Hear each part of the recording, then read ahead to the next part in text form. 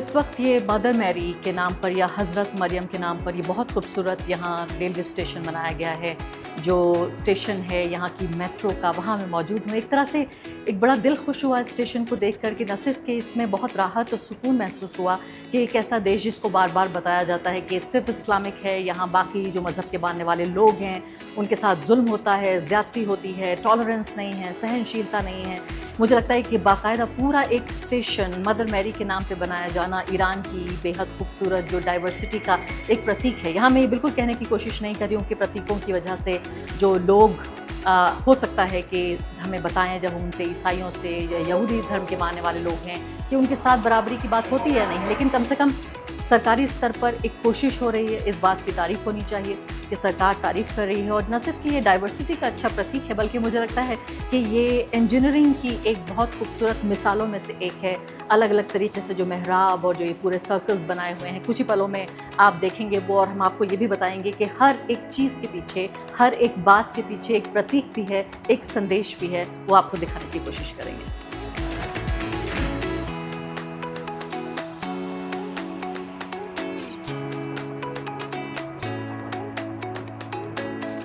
Line 6 है ये शोहदाए दौलताबाद। जी ये साउथ हाँ। ईस्ट तेहरान की तरफ जाती है ये लाइन, और अपोजिट साइड जो है वो नॉर्थ वेस्ट। अच्छा, नीचे उतर के देखते हैं क्या है। लेकिन मुझे वहाँ बहुत खूबसूरत लग रहा है, चलिए वहाँ चलते हैं, वो देखते हैं। वहाँ नीचे भी हर तरफ है, यानी इस टाइप के आर्ट, बहुत खूबसूरत है, आर्ट वर्क्स जो है हर तरफ होने। देखिए खुद, देखिए खुद ये जो अशार लिखे हुए हैं उसमें खुद हज़रत ईसा अलैहिस्सलाम के, और वो लौट के आएंगे। ये है ना कि मुसलमानों में हज़रत मेहदी का है कॉन्सेप्ट, और मैसाया जो होता है। और तो ये मुझे ज़रा समझाइए क्या लिखा हुआ है। और यहाँ ईसा मसीह जिन्हें हम कहते हैं हिंदुस्तान में, जीसस क्राइस्ट, वो कि मुजदे दिल के मसीह हो नफसी मी आयत के खिज़ अनफो से खुश खुशबू ये कैसी मी आयत।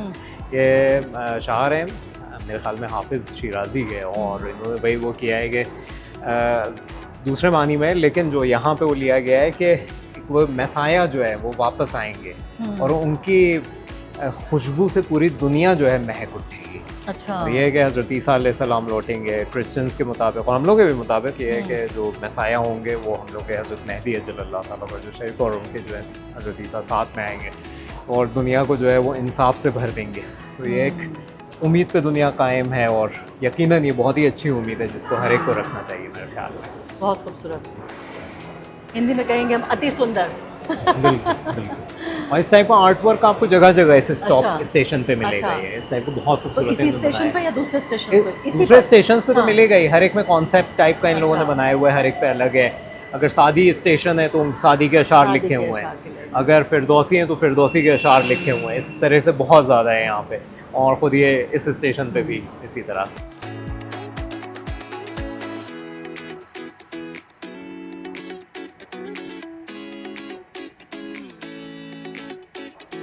तो मरियम मुक़द्दस यानी कि मदर मैरी के नाम पे बनाया गया स्टेशन, मैं सोच रही थी आपको यहाँ की आर्ट दिखाने आई हूँ, लेकिन आप ये देख लीजिए यहाँ की साफ़ सुथराई देखिए।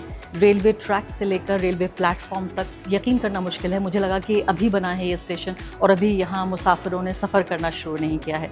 ये एक और बहुत बेहतरीन बात है ईरान की, जिसने पूरे तरीके से मुझे इम्प्रेस किया है। और मुझे लगता है कि थोड़ा सा हमें हिंदुस्तानियों को भी ज़रा सोचना चाहिए, जब हम अपने रेलवे स्टेशन, हमारे बस स्टैंड, जो भी पब्लिक जगहें होती हैं, हम उन्हें कितना गंदा करते हैं, उनका ख्याल नहीं रखते, समझते हैं ये सरकारी चीज़ है, इसका हमसे कोई लेना देना नहीं है।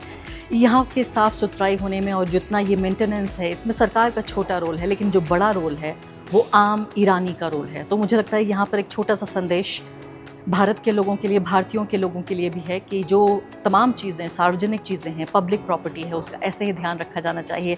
जब मेरे जैसे विदेशी यहाँ पहुँचेंगे तो किस तरह से हम इम्प्रेस भी होते हैं और इन्फ्लुएंस भी होते हैं।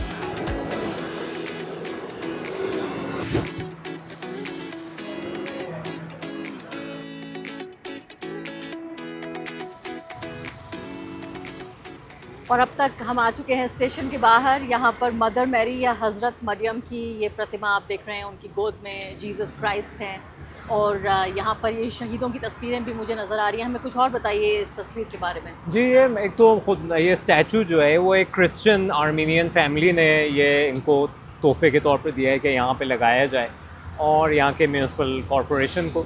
और इसके अलावा जो तस्वीरें आप देख रहे हैं ये वो हैं जो जिन्होंने जंग के ज़माने में, जब ईरान पे सद्दाम के दौर में जब हमला हुआ था और 8 साल तक वो जंग चली थी, तो जिन लोगों ने मुल्क के लिए अपनी जान का नजराना पेश किया है वो उनकी तस्वीरें यहाँ पे, और हर थोड़े दिन के बाद चेंज की जाती हैं, क्योंकि एक दो नहीं बहुत हैं यहाँ पे मुख्तलिफ़ सड़कों पे आप जाएंगे, बहुत सारे एरियाज़ में क्रिश्चियन शहीदों के नाम होंगे सड़कों पर, और वो बहुत ज़्यादा रिस्पेक्ट किया जाता है उन्हें। और यहाँ पे भी ख़ुद जो सेंट मैरी जो स्टेशन है, तो यहाँ पे आप देख सकते हैं कुरान की आयत जो हज़रत ईसा अलैहिस्सलाम के बारे में, जीसस के बारे में, वो सब यहाँ पे लिखी हुई है। और साथ साथ ये कॉन्सेप्ट है, इसके साइड में एक पार्क भी है, बहुत अच्छा सा खूबसूरत सा छोटा सा।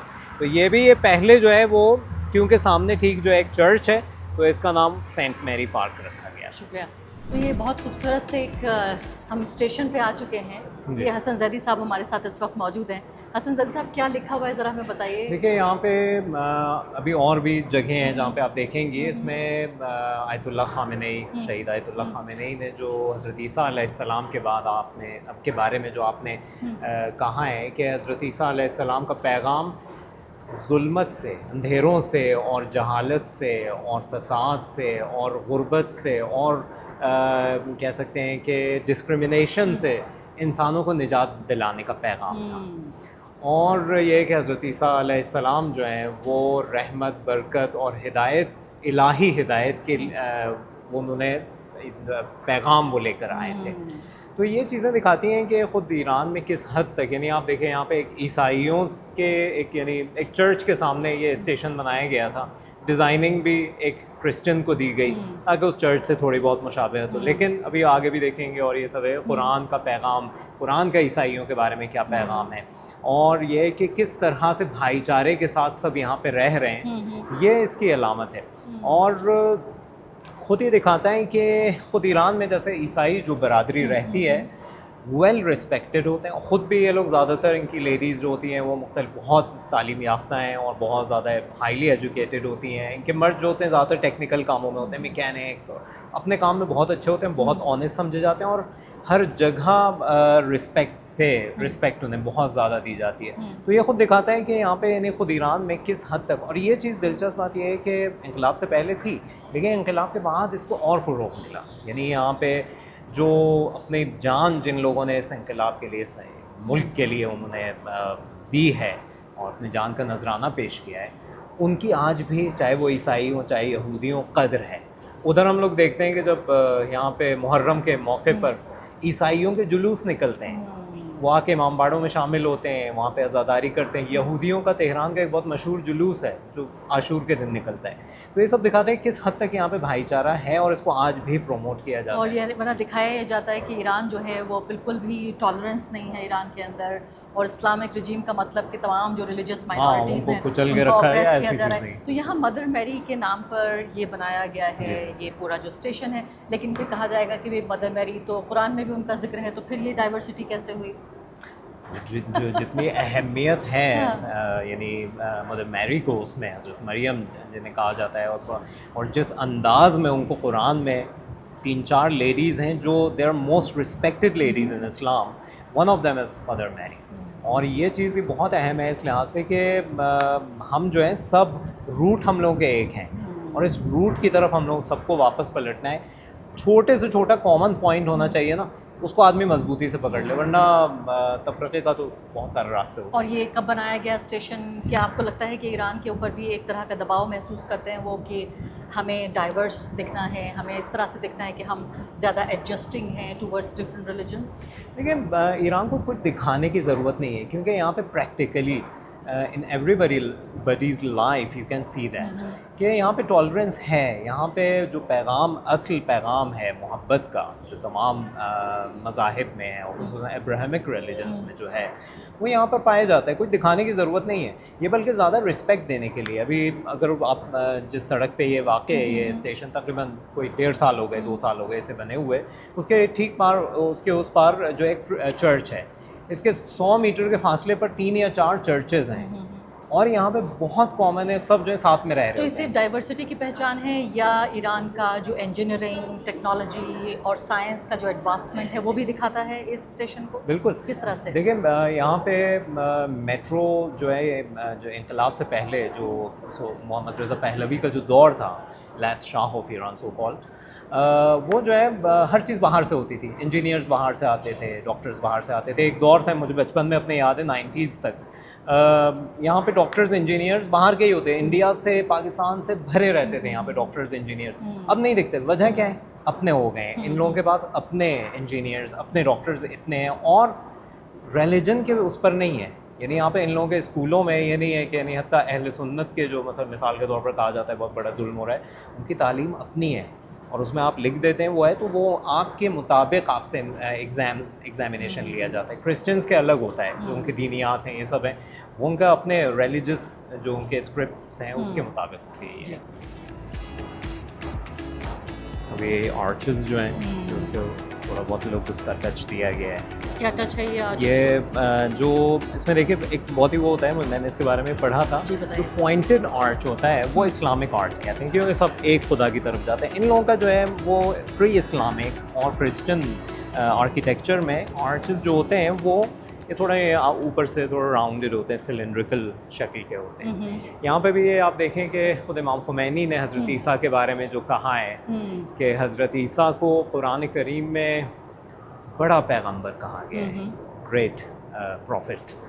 या इधर जो है खुद उसमें है कि वो पैगंबर जिन्हें मज़लूमों के लिए और इंसाफ को कायम करने के लिए भेजा गया था, खुदा की तरफ से भेजा है। हालांकि बहरहाल इसमें जो है ट्रिनिटी के कायल हैं क्रिश्चियंस जो होते हैं, लेकिन इस्लाम में हम ट्रिनिटी के कायल नहीं हैं, लेकिन ये है कि बहुत बड़े पैगंबर थे, बहुत अहम उनका अपना वो था। और यानी चंद जो प्रॉफिट्स थे जिनको खुदा ने किताब एक दी है, यानी जैसे बाइबल है, इंजील जिसे कहते हैं, वो उसे तो एक तरह से दूसरे रिलीजन्स को ऑनर करने के लिए भी ये सब चीज़ें लिखी गई हैं। बिल्कुल। ये बहुत ही यहाँ पे हर चीज़ इस टाइप की आपको बहुत दिखेगी। मेरे अपने दोस्त थे, मिसाल के तौर पर मेरा पारसी दोस्त था, वो इमाम हुसैन अलैहिस्सलाम को बहुत ज़्यादा रिस्पेक्ट करते थे। वो कहते थे कि इमाम हुसैन अलैहिस्सलाम हमारे दामाद हैं।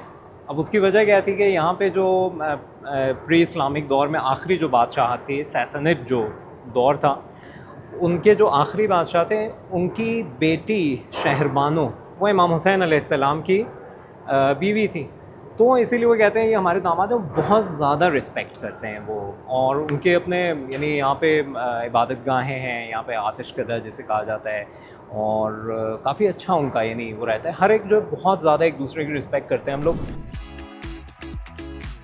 जो सूरत नज़र आ रही है बहुत खूबसूरत लग रहा है। सूरह मरियम का वहाँ तक पहुँच रहे हैं, फिर उसके बाद सूरह मरियम यहाँ पर लिखा हुआ है। उसका क्रक्स मैं आपको समझाने की कोशिश करूँगी हमारे मेहमान के ज़रिए कि मदर मैरी के नाम पर बाकायदा एक सूरा है कुरान में।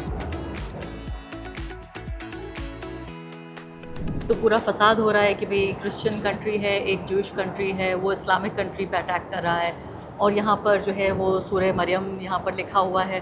पूरे तरीके से क्या मायने हैं इस बात के? देखिए यहाँ पे सूरह मरियम की 29वीं से 34वीं आयत नंबर 29 to 34 ये वो है।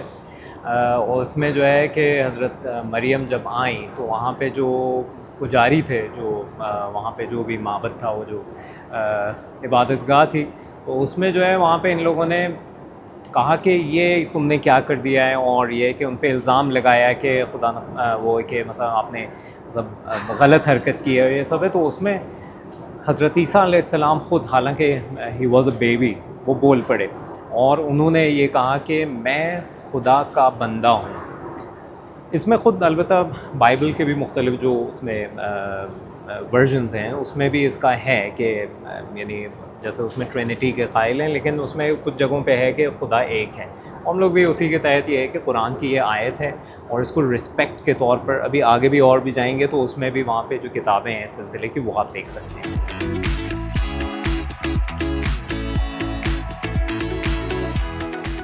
तो किसी और ज़बान में? हाँ, ये बाइबल की ही आयतें हैं, इसको आर्मीनियन, एसीरियन ज़बान और फ़ारसी में लिखा है उसका तर्जुमा।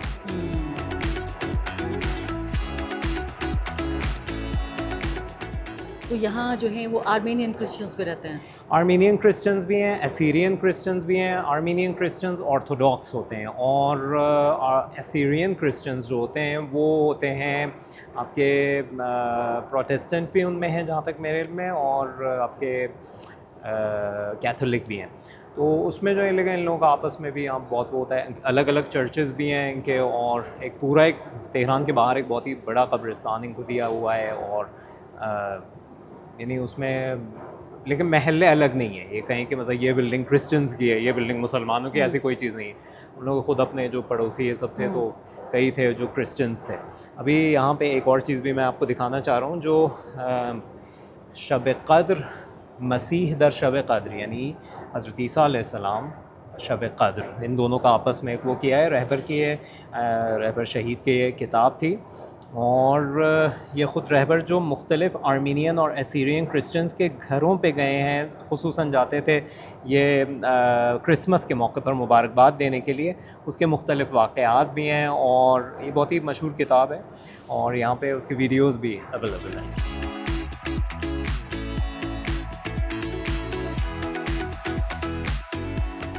मुख्तलिफ़ शायरों ने जो उनके लिए अशार कहे थे, ख़ुद भी वो बहुत अच्छे और बड़े शायर थे। ये सब शेर लिखे हुए हैं। हाँ, मुख्तलिफ़ लोगों ने जो अशार कहे हैं रहबर के, जी, रहबर के शहादत के बाद।